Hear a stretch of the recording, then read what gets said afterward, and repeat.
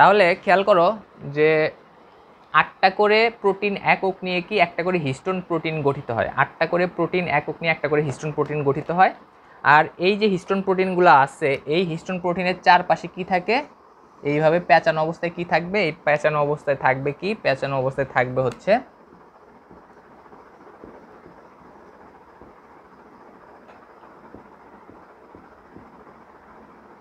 প্যাঁচানো অবস্থায় থাকবে কি, প্যাঁচানো অবস্থায় থাকবে হচ্ছে ডিএনএ।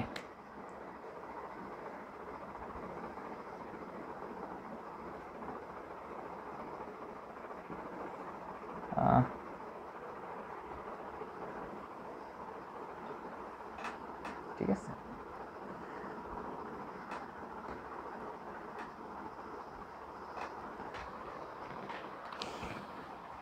তাহলে এগুলো হচ্ছে তোমার কি হিস্টোন প্রোটিন, এগুলা কি, এগুলো হচ্ছে ডিএনএ।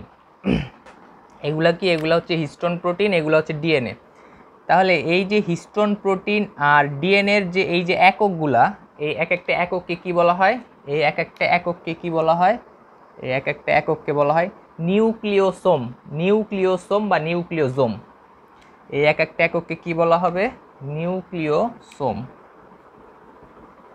নিউক্লিওসোম, ঠিক আছে, এই এক একটা একককে বলা হবে নিউক্লিওসোম।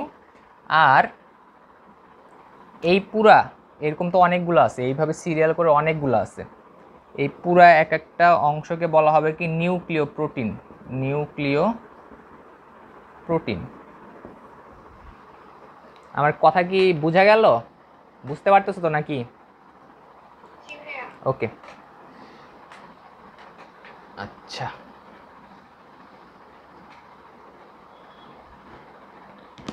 ওকে। এখন তাহলে আমরা ডিএনএ প্লাস হিস্টোন প্রোটিন পড়লাম কি, ক্রোমাটিন। এই ক্রোমাটিন তন্তুগুলা অনেকভাবে তোমার হচ্ছে কনডেন্স হয়ে বা ঘনীভূত হয়ে কি তৈরি করে, ক্রোমোজোম তৈরি করে। আমরা একটু পরে আরও একটু ডিটেলস পড়বো, ঠিক আছে। আচ্ছা, ডিটেলসটা হ্যাঁ আর একটু পরেই পড়ি, সমস্যা নেই। তো এইখানে এখন খেয়াল করো, তো আমরা পড়ছিলাম যে মাইটোসিস কোষ বিভাজনের প্রোফেজ পর্যায়ে এই ক্রোমাটিন তন্তুগুলার যে অবস্থার তৈরি করে সেটাকে আমরা বলছিলাম কি, ক্রোমোজোম। সেটাকে আমরা কি বলছিলাম, ক্রোমোজোম। তাহলে মাইটোসিসের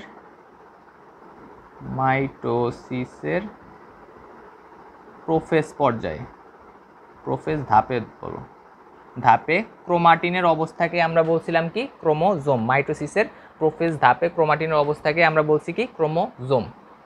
তাহলে আমরা যদি একটা ক্রোমোজোম আঁকাই, ধরে নাও এই হচ্ছে একটা ক্রোমোজোম। ক্রোমোজোম দেখতে যেমন হয় আর কি, ঠিক আছে, ক্রোমোজোম দেখতে এরকম হয়, তো এইভাবে আঁকাইলাম। তো এই একটা ক্রোমোজোম যদি আমরা খেয়াল করো যে এর সূক্ষ্ম গঠনে কি ছিল, এর সূক্ষ্ম গঠন ছিল হচ্ছে কি, ক্রোমাটিন। তাহলে আমরা এখানে একটা শর্ট নোট করে ফেলি, সূক্ষ্ম গঠনে ছিল কি, ক্রোমাটিন। ঠিক আছে। আর বাহ্যিকভাবে আমরা এখানে কি কি দেখতে পাই, বাহ্যিকভাবে আমরা এখানে দেখতে পাই বাহু। এই দুইটাকে আমরা কি বলি, বাহু। এটাকে কি বলি, সংকুচিত যে জায়গাটা, দেখো এটা প্রসারিত, এইখানে এসে হয়ে গেছে কি সংকুচিত। এই সংকুচিত জায়গাটাকে আমরা কি বলি, সেন্ট্রোমিয়ার।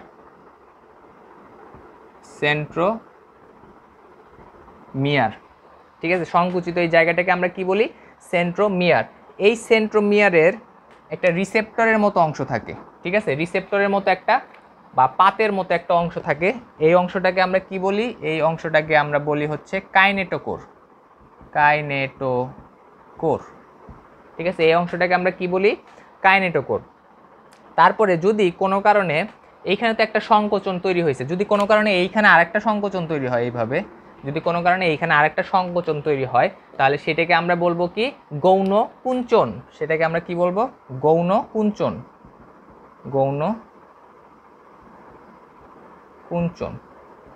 ঠিক আছে, বাস সেকেন্ডারি কুঞ্চন আর কি। তারপরে এই সেকেন্ডারি কুঞ্চনের নিচের অংশটা যদি গোলাকার হয়ে যায়, কোনো কারণে যদি নিচের অংশটা কি হয়ে যায়, গোলাকার হয়ে যায়, ধরো যে এইভাবে গোলাকার হয়ে গেল, ঠিক আছে, সুন্দর গোলাকার হয়ে গেল, তাহলে এইটাকে আমরা কি বলবো, এইটাকে আমরা বলবো হচ্ছে স্যাটেলাইট। আমি আলাদা আলাদাভাবে প্রত্যেকটা নিয়ে আলোচনা করব। এটাকে আমরা কি বলবো, স্যাটেলাইট। তাহলে এইটুক বুঝতে কারো কোনো সমস্যা আছে? এইটুক বুঝতে কারো সমস্যা আছে? ওকে, এখন কাইনেটোকন নিয়ে আমি আরও বিস্তারিত আলোচনা করব, মাত্র তো শুরু হইলো। ঠিক আছে, আরও অনেক কিছু এই ক্রোমোজোমের ভিতরে থাকবে। ঠিক আছে, আমরা কিন্তু একটা অংশ নিয়ে শুধু আলোচনা করতেছি। সেই অংশটা কি, মানে সেই ধাপটা কি? সেই ধাপটা হচ্ছে প্রোফেজের, কোষ বিভাজনের, মাইটোসিস কোষ বিভাজনের প্রোফেজ পর্যায়ে ক্রোমাটিনগুলার যে অবস্থাটা, সেই অবস্থাটা নিয়ে কিন্তু আমরা এখন আলোচনা করতেছি। আমার কথা কি বোঝা গেল? ঠিক আছে, ওকে। তাহলে তোমরা কয়জন অ্যাড হইছো? বেশি জন অ্যাড হও নাই, বাকিরা কই? আচ্ছা ঠিক আছে, তাহলে এই যে ক্রোমোজোম, এখন আমরা প্রত্যেকটা পার্ট বাই পার্ট এখন আলোচনা করি। তো প্রথম পার্টটা কি? প্রথম পার্টটা হচ্ছে তোমার ক্রোমাটিন। প্রথম পার্টটা কি? প্রথম পার্টটা হচ্ছে ক্রোমাটিন, যেটা হচ্ছে ক্রোমোজোমের সূক্ষ্ম গঠনের প্রধান অংশ। ক্রোমোজোমের সূক্ষ্ম গঠনের প্রধান অংশ কি? ক্রোমাটিন। ক্রোমাটিন, ঠিক আছে। এখন আমরা ফার্স্টে পড়বো যে এই যে ক্রোমাটিনগুলা যে আছে, এই ক্রোমাটিনগুলা তোমার কি কি নিয়ে গঠিত, কেমনে গঠিত হয়, এই ক্রোমাটিনগুলো থেকে হচ্ছে কিভাবে হচ্ছে একটা ক্রোমোজোমের উৎপত্তি হয়। ঠিক আছে, এই জিনিসগুলো এখন পড়বো। প্রথম কথা হলো ক্রোমাটিন নিয়ে কিন্তু আমরা একটু আগে আলোচনা করে আসছি। তো তারপরে এখানে কিছু জিনিস তোমার মনে রাখতে হবে যে ইউক্যারিওটিক ক্রোমোজোমে শুধু ক্রোমাটিন বিদ্যমান থাকে, অন্য কোনো ক্রোমোজোমে কখনো ক্রোমাটিন থাকে না। প্রোক্যারিওটিক বা আদি কোষে কখনো ক্রোমাটিন থাকে না। কারণ কি? আদি কোষে তো তোমার শুধুমাত্র থাকেই ডিএনএ, সেখানে কিভাবে ক্রোমাটিন থাকবে? আর সেখানে তো ক্রোমোজোম থাকার কোনো প্রশ্নই আসে না। ঠিক আছে, তারপরে কি গঠনে, কি গঠনে আমরা একটু আগে পড়ে আসছি যে ক্রোমাটিনের গঠন কি? DNA plus protein. প্রোটিনের ভিতর কোনটা? Histone protein. প্রোটিনের ভিতর কোনটা? Histone protein. DNA plus protein, প্রোটিনের ভিতর কোনটা? Histone protein. তো এই ডিএনএ প্লাস প্রোটিনের প্রত্যেকটা অংশকে আমরা কি বলছিলাম একটু আগে, মনে আছে? প্রত্যেকটা অংশকে মনে আছে?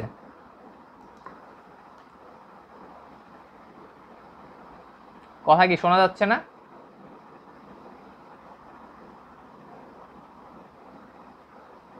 শোনা যাচ্ছে কথা?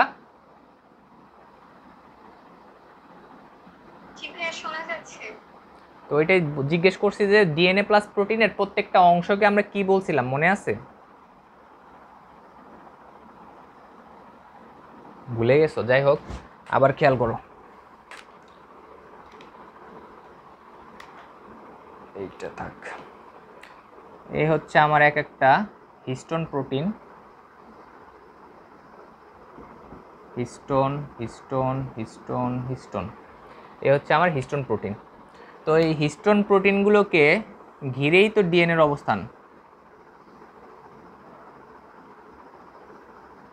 এই হিস্টোন প্রোটিনগুলোকে ঘিরেই কি ডিএনএর অবস্থান। এই হিস্টোন প্রোটিনগুলোকে ঘিরেই হচ্ছে আমার ডিএনএর অবস্থান। তো এই হিস্টোন প্রোটিন আর ডিএনএর এই অংশটুককে আমরা কি বলছিলাম?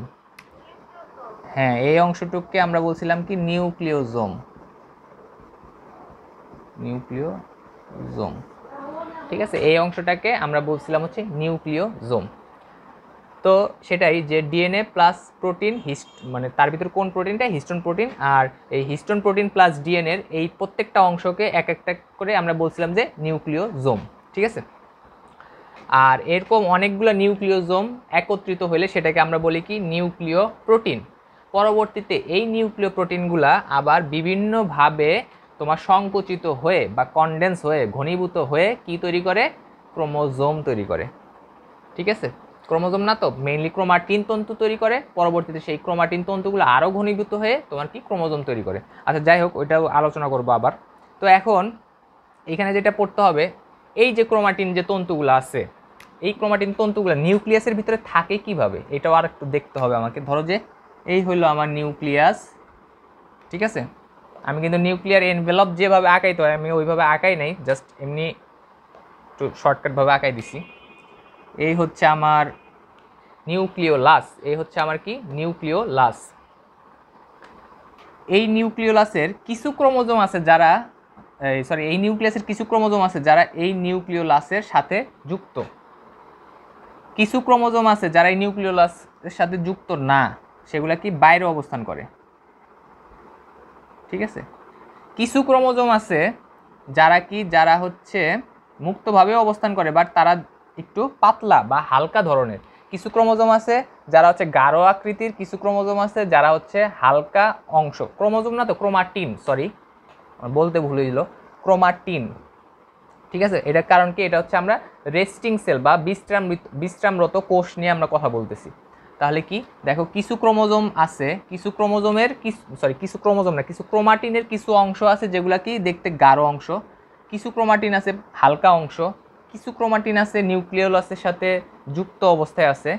ঠিক আছে, তো এখন এইখানে এই যে ক্রোমাটিনগুলো যা আছে, যে ক্রোমাটিনগুলা সাধারণত গাঢ় অংশ, ঠিক আছে, যে বা ক্রোমাটিনের যে অংশটা হচ্ছে গাঢ়, ক্রোমাটিনের যে অংশটা হচ্ছে গাঢ়, ঠিক আছে, বা তোমার হচ্ছে কি বলতে পারো, গাঢ়ই বলো, ঠিক আছে, সেই অংশটাকে আমরা বলি কি হেটারোক্রোমাটিন।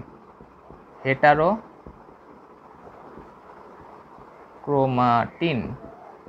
ঠিক আছে। আর যে অংশটা কি, যে অংশটা হচ্ছে গাঢ় না, যে অংশটা কি হালকা, যেমন একই ক্রোমাটিনের যে অংশটা হচ্ছে হালকা, সেটাকে আমরা বলি কি ইউক্রোমাটিন।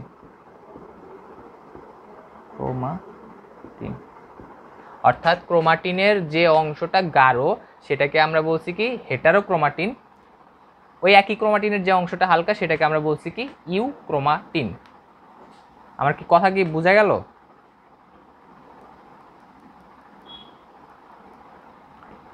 কথা কি শোনা যাচ্ছে না? হ্যাঁ, তাহলে একটু রেসপন্স করো যে বুঝতে পারছো কিনা, না হলে তো বুঝবো না। আচ্ছা, এখন খেয়াল করো যে এই যে ইউক্রোমাটিন হোক আর হেটারোক্রোমাটিন হোক, এই ইউক্রোমাটিনের যে ডিএনএ থাকবে সেই ডিএনএটা হচ্ছে সক্রিয়।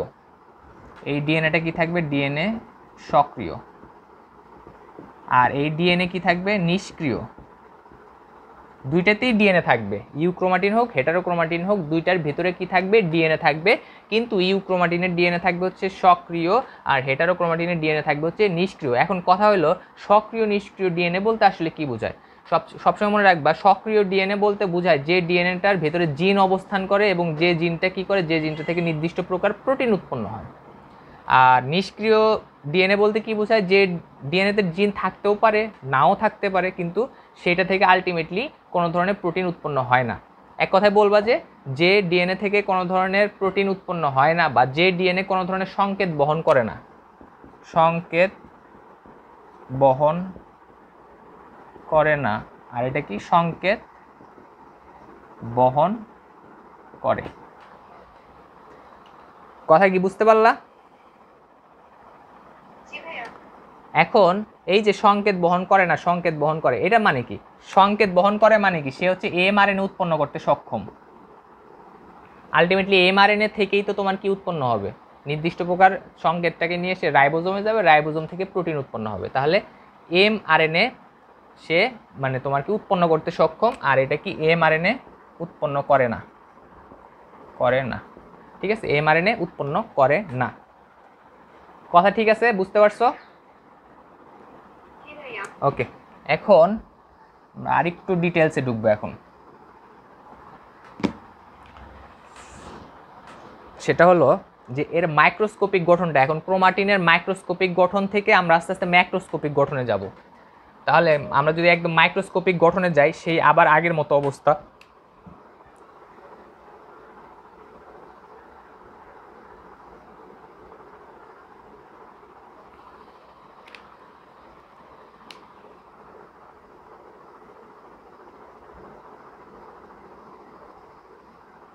ঠিক আছে, এই হলো আমার চেইন।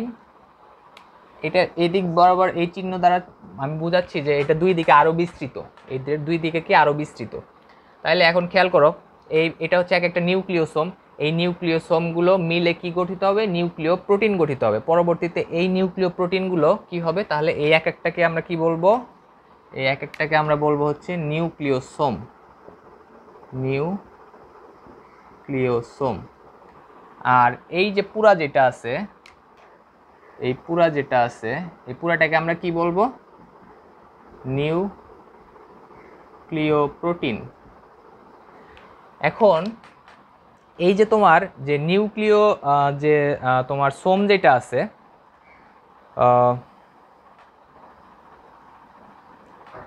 নিউক্লিওসোম, নিউক্লিওপ্রোটিন। এই যে নিউক্লিওপ্রোটিন যেটা আছে অর্থাৎ এইটা,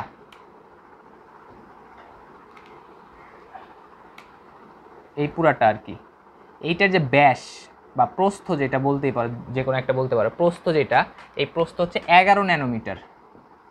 11 ন্যানোমিটার। এটার প্রস্থ কত? এটার প্রস্থ হচ্ছে 11 ন্যানোমিটার।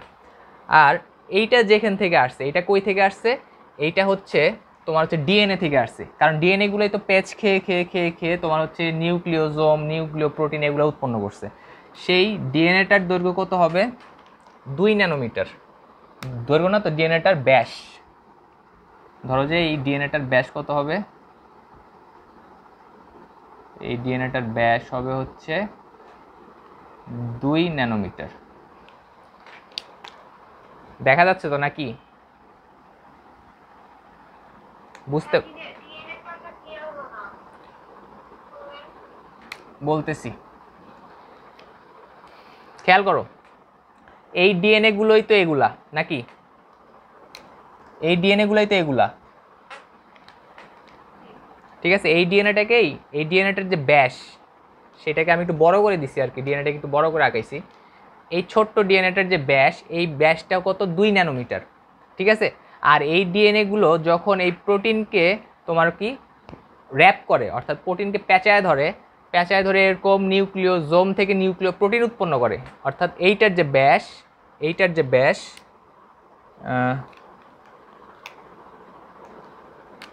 এই যে ব্যাস, এই ব্যাসটার দৈর্ঘ্য কত? 11 ন্যানোমিটার। বুঝতে পারছো কথা এখন? ঠিক আছে, তারপরে কি হয় খেয়াল করো, তারপরে এই যে প্রোটিনগুলো আছে, এই প্রোটিনগুলো আরও প্যাঁচায় ধরে, নিজেরা নিজেরা আরও প্যাচ প্যাচ খায়, নিজেরা নিজেরা কি আরও প্যাচ খায়। কেমন?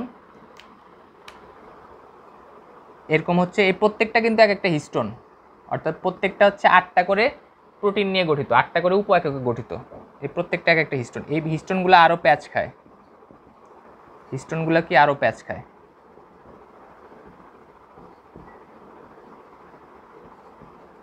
ঠিক আছে, এই হিস্টোনগুলো কি হবে? আরও প্যাচ খাবে। কেমন?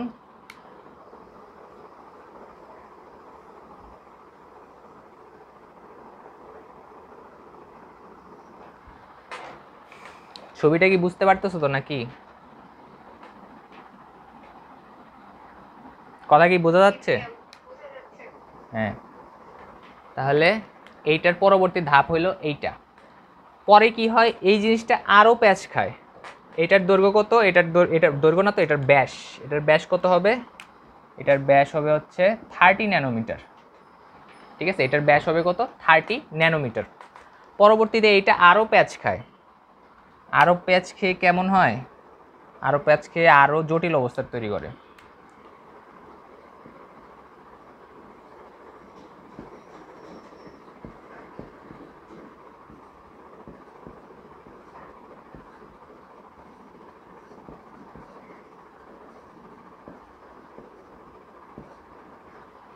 আরও প্যাচ খেয়ে আরও জটিল অবস্থা তৈরি করে।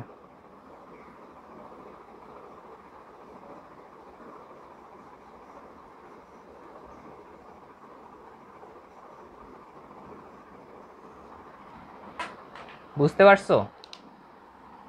প্যাচ খেয়ে খেয়ে এটার অবস্থা এরকম হয়ে যায়, তখন এটার দৈর্ঘ্য হয় কত? 300 ন্যানোমিটার। দৈর্ঘ্য না তো, সরি, বারবার ভুল হচ্ছে আমার, ব্যাস। তখন এটার ব্যাস হবে কত? 300 ন্যানোমিটার। পরে কি হয় খেয়াল করো, পরে হচ্ছে এইটা আরও প্যাচ খায়। ঠিক আছে, আরও প্যাচ খাইতে খাইতে এটার দৈর্ঘ্য একটা সময় হয় 700 ন্যানোমিটার। 700 ন্যানোমিটার যখন হয়, তখন সেটাকে আমরা বলছি কি? সেটাকে আমরা বলছি হচ্ছে ক্রোমাটিন তন্তু। তখন সেটাকে আমরা বলছি কি? ক্রোমাটিন তন্তু, যেটা হচ্ছে আমাদের, আমরা নিউক্লিওলাসের ভিতরে তোমার কি নিউক্লিওলাস না তো, নিউক্লিয়াসের ভেতরে যখন সেটাকে হচ্ছে আমরা রেস্টিং কোষে দেখি, অর্থাৎ বিশ্রামরত কোষে যে অবস্থাটা দেখি, সেটার দৈর্ঘ্য, সেটার ব্যাস কত? সেটার ব্যাস হচ্ছে 700 ন্যানোমিটার। আমার কথা বোঝা গেল? ওকে।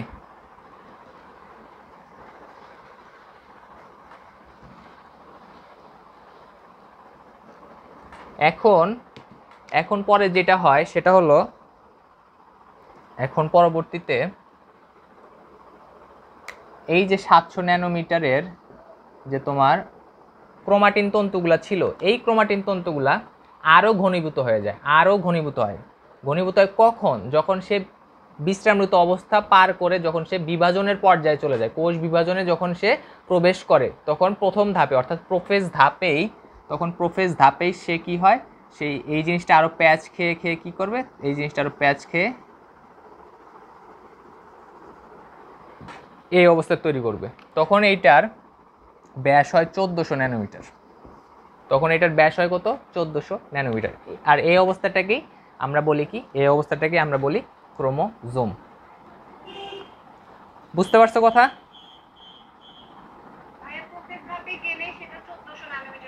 হ্যাঁ, প্যাচ খেয়ে খেয়ে 1400 ন্যানোমিটার হয়ে যাবে। ঠিক আছে, ওকে। তারপরে হচ্ছে আমরা এখন যেটা পড়বো সেটা হচ্ছে ক্রোমাটিন তো গেল, এখন হচ্ছে সেন্ট্রোমিয়ার। তারপরে কি, তারপর হচ্ছে আমরা এখন দেখবো হচ্ছে সেন্ট্রোমিয়ার। তো আমরা একটু আগেই পড়ছিলাম যে ক্রোমোজোমের ভেতরে যে সংকুচিত যে অঞ্চলটা থাকে, সংকুচিত যে অঞ্চলটা থাকে সেটাকে আমরা বলছি কি সেন্ট্রোমিয়ার।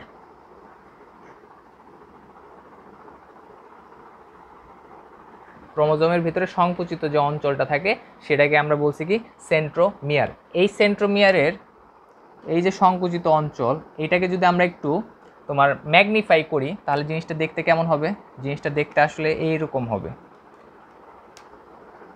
জিনিসটা দেখতে হচ্ছে এইখানে জিনিসটা যেমন দেখা যাবে সেটা হচ্ছে এরকম একটা প্লেট থাকবে, ঠিক আছে, প্লেট, দুই সাইডে দুইটা প্লেট, আর মাঝ বরাবর যেহেতু এটা ক্রোমোজোম, ক্রোমোজোম কি দিয়ে গঠিত? ক্রোমাটিন তন্তু দিয়ে গঠিত, তাহলে মাঝ বরাবর কি থাকবে? ক্রোমাটিন তন্তুগুলো থাকবে এইভাবে,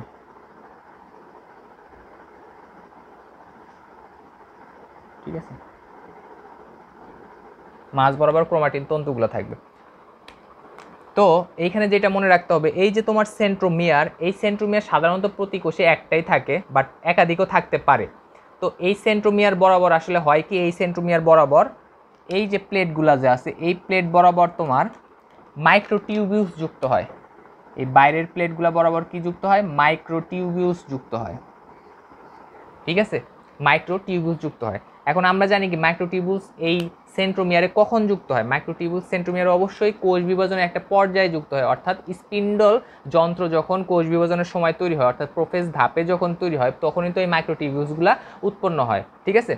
এই উৎপন্ন এই যে তোমার যে মাইক্রোটিউবিউসগুলোর সাথে পরবর্তীতে এই সেন্ট্রোমিয়ারগুলো যুক্ত হয়, ঠিক আছে, সেন্ট্রোমিয়ারগুলো যুক্ত হয়ে তারা আস্তে আস্তে বিষুবীয় অঞ্চলে প্রবেশ করে, তারা আস্তে আস্তে বিষুবীয় অঞ্চলে প্রবেশ করে। আমরা যখন কোষ বিভাজন টপিকটা পড়বো তখন এটা নিয়ে আরও আলোচনা হবে। আপাতত মনে রাখো যে এই যে তোমার সেন্ট্রোমিয়ারের নির্দিষ্ট যে অঞ্চলে মাইক্রোটিউবিউলসগুলো যুক্ত হয় সেই অঞ্চলটাকে আমরা বলি হচ্ছে কাইনেটোকোর। তাহলে এইটাকে, এই সংকুচিত অঞ্চলকে আমরা বলছি কি, সংকুচিত অঞ্চলকে আমরা বলছি হচ্ছে সেন্ট্রোমিয়ার, সেন্ট্রোমিয়ার। আর এই যে অঞ্চলের সাথে তোমার কি মাইক্রোটিউবিউলস যুক্ত হচ্ছে সেটাকে আমরা বলছি কি কাইনেটোকোর, কাইনেটোকোর, ঠিক আছে, বোঝা গেল কথা? ওকে। এখন এইখানে আরেকটা জিনিস মনে রাখতে হবে, এই যে সেন্ট্রোমিয়ার, এই সেন্ট্রোমিয়ারের একটা গুরুত্বপূর্ণ কাজ আছে, সেই কাজটা হলো যে এটা হচ্ছে সিস্টার ক্রোমাটিডকে যুক্ত রাখে। এখন বলতে পারো যে সিস্টার ক্রোমাটিড আবার কি? প্রথম কথা হলো যে সিস্টার ক্রোমাটিড তুমি নর্মাল অবস্থায় দেখতে পাবা না, অর্থাৎ রেস্টিং সেলে তো দেখতে পাবাই না, কারণ কি রেস্টিং সেলে তো ক্রোমোজোমই গঠিত হয় না, তাহলে সিস্টার ক্রোমাটিড পাবা কিভাবে?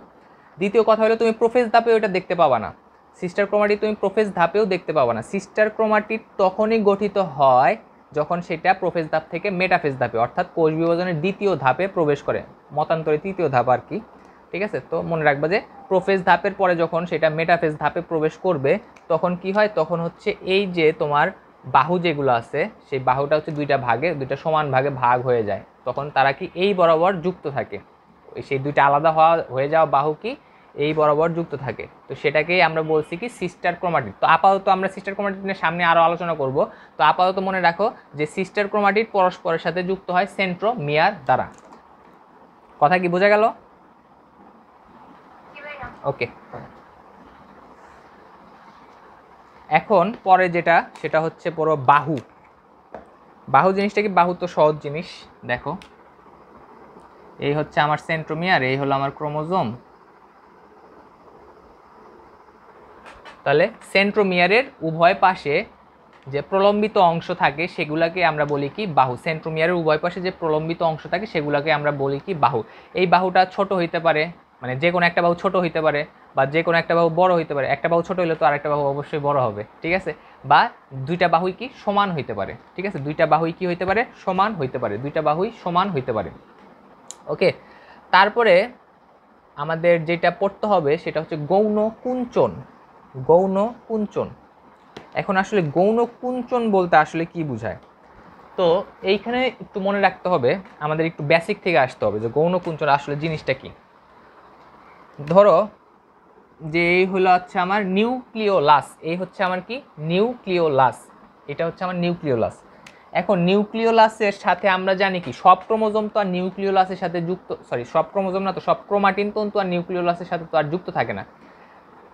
যে ক্রোমাটিন তন্তুগুলো নিউক্লিওলাসের সাথে যুক্ত থাকে, যে ক্রোমাটিন তন্তুগুলো নিউক্লিওলাসের সাথে যুক্ত থাকে সেগুলা সাধারণত কি গঠন করে? নিউক্লিওলাস গঠনে সাহায্য করে, নিউক্লিওলাস গঠনে সাহায্য করে, অথবা বলতে পারো নিউক্লিওলাস পুনর্গঠনে সাহায্য করে। তো ধরে নাও যে এই হচ্ছে আমার একটা ক্রোমাটিন তন্তু, এই ক্রোমাটিন তন্তুতে এইভাবে ভিতরে প্রবেশ করছে, অথবা ধরে নাও এই হচ্ছে আমার একটা ক্রোমাটিন তন্তু, এটা প্রবেশ করে আবার বের হয়েছে, আবার প্রবেশ করছে, ঠিক আছে? অর্থাৎ ক্রোমাটিন তন্তুর এই অংশগুলা কি করতেছে? তোমার হচ্ছে এই নিউক্লিওলাস গঠনে ভূমিকা রাখতেছে।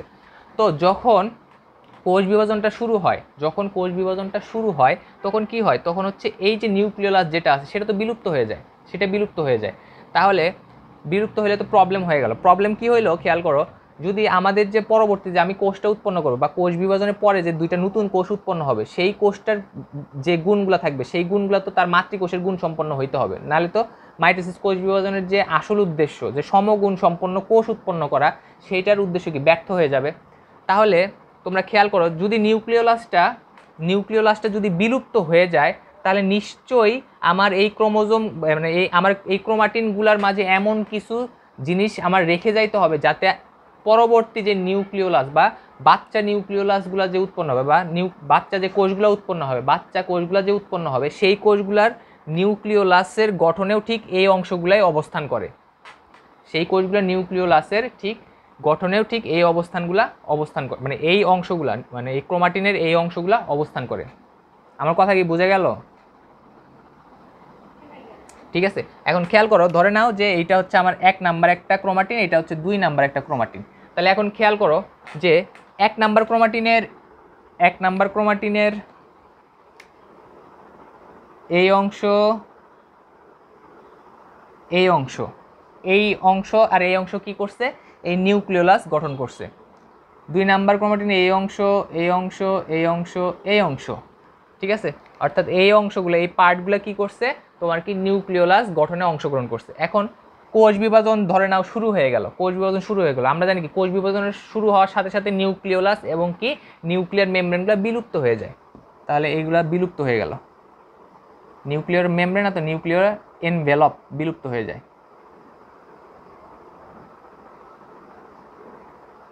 তাহলে খেয়াল করো যে এগুলা বিলুপ্ত হয়ে গেল। এখন তো আমার চেনার উপায় নাই, কিন্তু দেখো খেয়াল করো আমি কিন্তু এগুলো চিহ্নিত করে রাখছি। তো পরবর্তীতে হয় কি, এখানে কোষ বিভাজনের ভিতরে যখন এই জিনিসগুলো প্রবেশ করলো তখন আসলে এখানে হয় কি, খেয়াল করো এখানে খুব মজার একটা জিনিস হয়। সেটা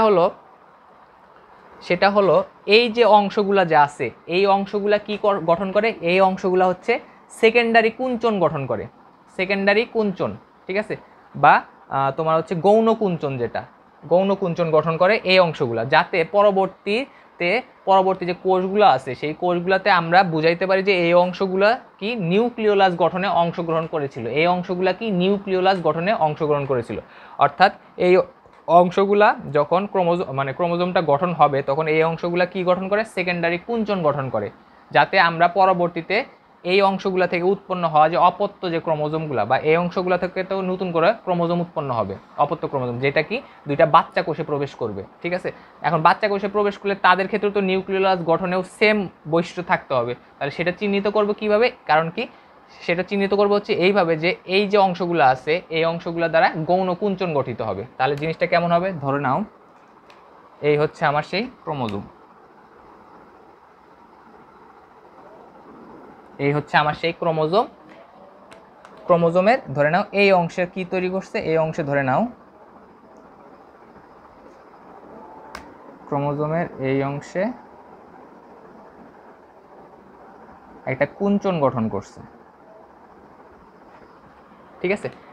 এই কুঞ্চন দ্বারা আমরা কি বুঝবো, এই কুঞ্চন দ্বারা আমরা বুঝবো যে এইখানে এই ক্রোমোজোমের এই মানে এই ক্রোমাটিনের এই পার্টগুলো আছে, ক্রোমাটিনের এই পার্টগুলো আছে, ক্রোমাটিনের এই পার্টগুলো আছে, যেই পার্টগুলো কি গঠনে সাহায্য করে, নিউক্লিওলাস গঠনে সাহায্য করে। ক্রোমাটিনের যে পার্টগুলো নিউক্লিওলাস গঠনে সাহায্য করে। তাহলে এই পার্টে কি পাবো আমরা, এই পার্টে হচ্ছে আমরা ক্রোমোজোম এমন কিছু হচ্ছে ক্রোমোজোমের অংশ মানে ক্রোমাটিনের অংশ পাবো যে অংশগুলো কি নিউক্লিওলাস গঠনে অংশগ্রহণ করবে, ঠিক আছে। আমার কি কথা কি বোঝা গেল?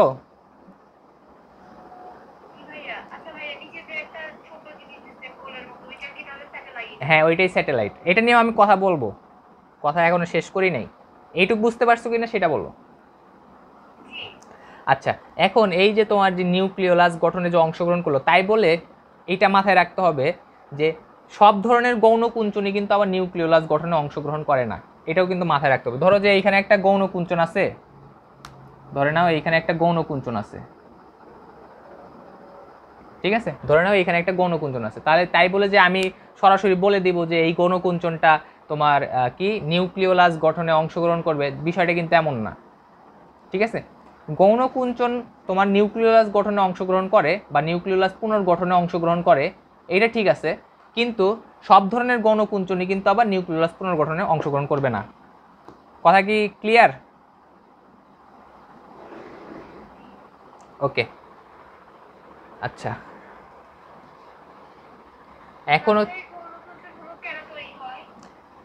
গৌণ কুঞ্চনগুলো কেন তৈরি হয় মানে